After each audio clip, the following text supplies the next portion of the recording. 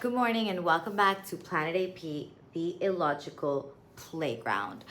I just finished my Bali retreat a couple of days ago. It's my last night here, and I want to share with you one message before I leave for my flight tomorrow. This message will probably be one of the most important messages you've ever heard, okay? Let me get to it. Here's the thing, all right? Today I want to talk to you about what action to take when it comes to your quantum leaps, your identity recalibrations. How do you know what action to take, right? Because you've heard me talk about, and you've probably heard a lot of other coaches talk about, how you don't have to do anything to get the life that you want. You simply have to decide, you simply have to know, and it will come to you. But here's what people don't understand, and I think it's not explained as eloquently enough, is the fact that it's not that you will not be taking any action, but that action will simply be a byproduct of your inner shift, okay? And I need you to understand this because there's two types of actions, right?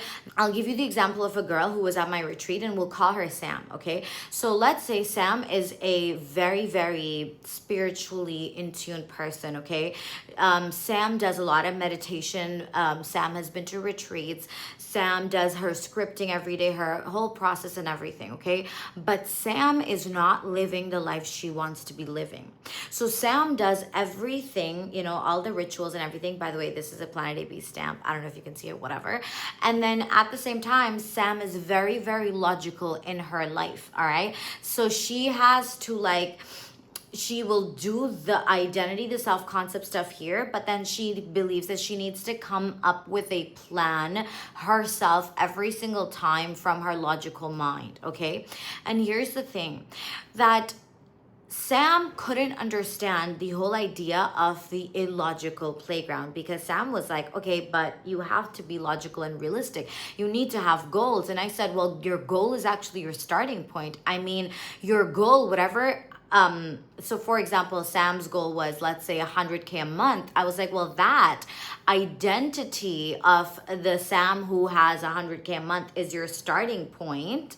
And the action you take, you don't have free will in it, meaning that once you are her, once you are that person, you just know what to do next. It's like, you literally get inspired to go here, do this, post this, create this. You don't actually sit down, because here's the difference, by the way. There's a difference between doing the manifestation-esque stuff here and then coming back to your old consciousness and planning how to get here versus embodying this identity and then going like, okay, what's the next, what feels like something iconic to do right now, and then just going ahead and doing it.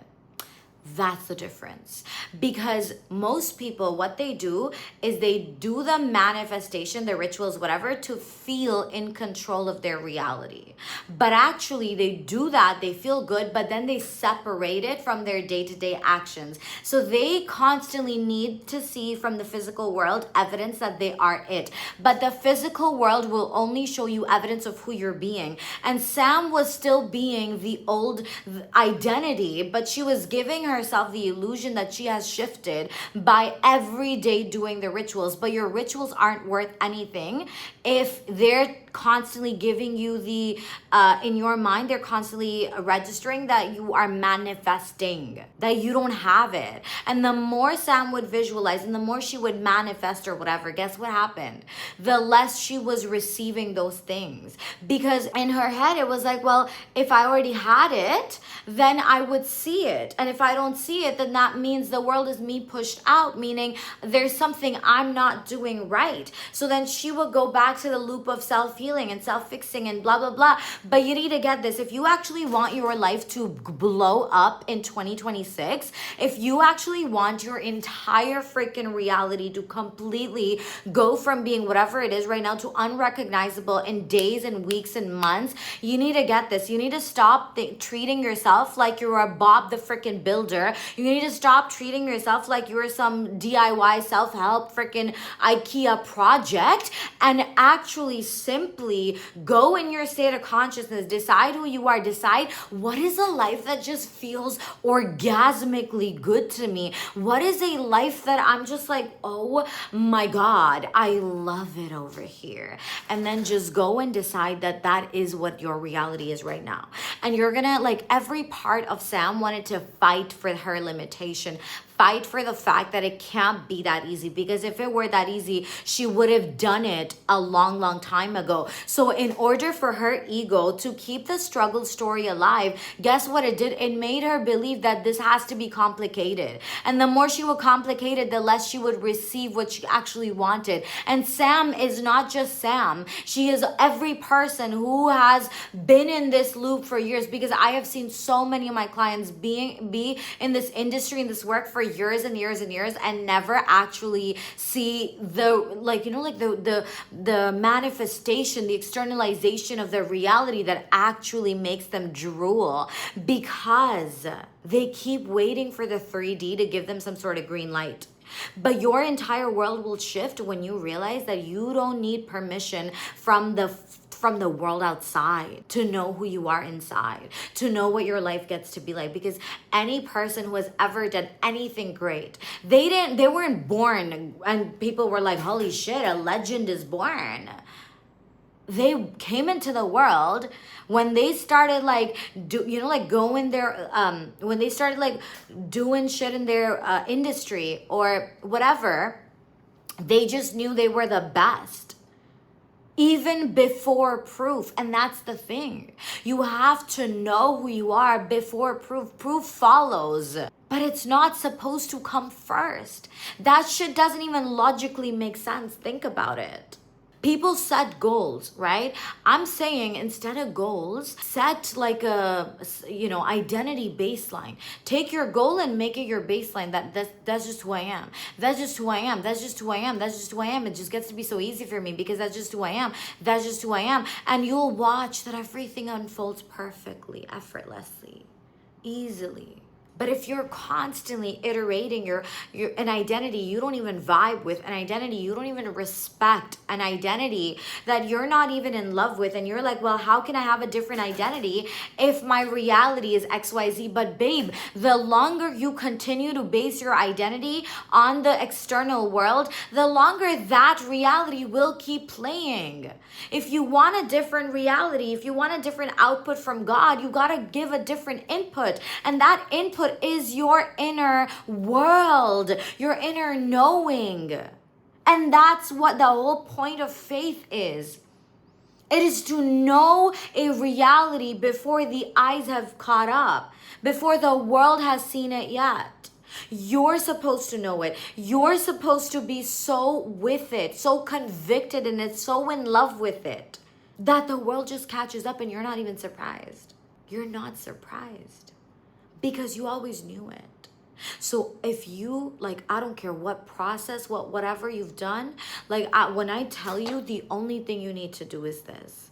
The only thing you need in this, like, in order to even, like, run it up at the end of 2025 and the rest of your life is simply this. It's simply knowing that you're, like, think about it this way, right? This is how it finally clicked to me, is that God says that all things that are good come from God, right? And things that are not good, they come from your own doing, means your own consciousness. So if God is the source of all goodness, and he also says, I am how you think of me, then when I'm assuming just goodness for my life, just perfection, just beauty, just abundance, just everything gets to be so freaking incredible for me.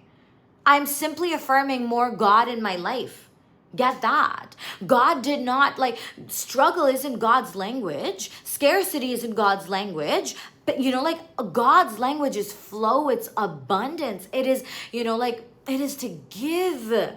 He's the giver of gifts. He's the ultimate provider. So the only thing that makes us feel disqualified are our own human limitations. Because when you get focused on your lens, your filter of reality, then you contain God to human limitations. But God is not a human. God is not limited. Consciousness is infinite. infinite. God never fails, and God is always riding for you, and God is always giving you everything good. So if God is always giving you everything good and God is unlimited, then when you establish an expansive self-concept, when you simply go like, well, actually, everything is absolutely perfect in my reality. Actually, I just get to have everything so easily. Actually, life is just so easy for me. Actually, I'm a multimillionaire. Actually, actually, whatever. Actually, I have the best relationship in the world. My health is this, whatever it is for you. And you just live there. You just go like, well, because God is the source of all goodness. God says he is how I think of him. And like, I just know that God wants me to have it because my desires do not come from me. Your desires don't come from you. They come, your desire is like God giving you like a trailer of, hey, you can have this. It's a memory from a future timeline. You already have it, by the way. So all you have to do is get out of the way. Because the more you entertain your doubts, the more you keep listening to them, the more you keep experiencing them. So I want you to, there's two things you're going to do, okay? A, you're going to write down whatever your old stories, whatever you used to struggle with, okay? Before you watch this video, you're going to write down, well, I used to struggle with I used to entertain these thoughts. I used to entertain this story.